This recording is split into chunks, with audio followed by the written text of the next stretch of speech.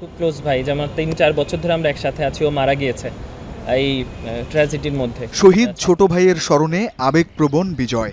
কাছের মানুষকে হারিয়ে পাওয়া পরিবর্তনের বাংলাদেশে তার চাওয়া এক টুকরো শান্তির মানচিত্র। দেশের সব ক্ষেত্রেই লেগেছে পরিবর্তনের ছোঁয়া, ক্রীড়াঙ্গনেও লেগেছে সেই আঁচ। তবে হুট করেই এত পরিবর্তনের সঙ্গে একমত নন ক্রিকেটার এনামুল বিজয়। ক্রিকেটে একটা বড় ধরনের আলোচনা দরকার বলছেন বাংলাদেশ এ দলের অধিনায়ক। আমরা সবাই চাবো যে একটা সুন্দর অর্গানাইজ ওয়েতে সব কিছু আগাক, ক্রিকেট বোর্ডেও সব জায়গাতে যেন আমরা প্রতিটা জায়গাতে আমরা দারুণভাবে ফ্যাসিলিটি পাই, দেশটা সবাই মিলে যেন আমরা আগাতে পারি। এখন এইরকম একটা সময় আমি এখনই বলে ফেললাম, এটা চেঞ্জেস কতটা আসবে আমি জানি না, বাট আমার মনে হয় একটা বড় আলোচনা দরকার চেঞ্জেস আসার জন্য।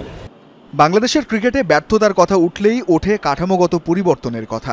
রুট লেভেলের ক্রিকেটে যেমন দরকার উন্নতি, তেমনি ঘরোয়া ক্রিকেটের মান নিয়েও রয়ে গেছে চিরাচরিত প্রশ্ন। ভালো ভবিষ্যতের জন্য তাই সেখানেই ভাবনার কথা বলছেন বিজয়। আমার কাছে মনে হয় রুট লেভেলটাকে আমরা মজবুত করাটা জরুরি। যেখানে সিলেকশন হতে পারে, সেখানে উইকেট হতে পারে, সেখানে আর্থিক হতে পারে, সেখানে মোটিভেশন হতে পারে, সেখানে ট্রিটমেন্ট হতে পারে, ফ্যাসিলিটি হতে পারে। ঢাকা বেজ, একটা মিরপুর বেজ আসলে আমরা ক্রিকেট খেলি, এই ইনডোর এই আউটডোর। পাকিস্তান সফরের জন্য মিরপুরে এদিন ট্রেনিং সেশন করেছে বাংলাদেশ এ দল। 4 দিনের ম্যাচে এ দলের নেতৃত্বে থাকবেন এনামুল বিজয়। এ দলের পাশাপাশি জাতীয় দলও যাবে পাকিস্তান সফরে।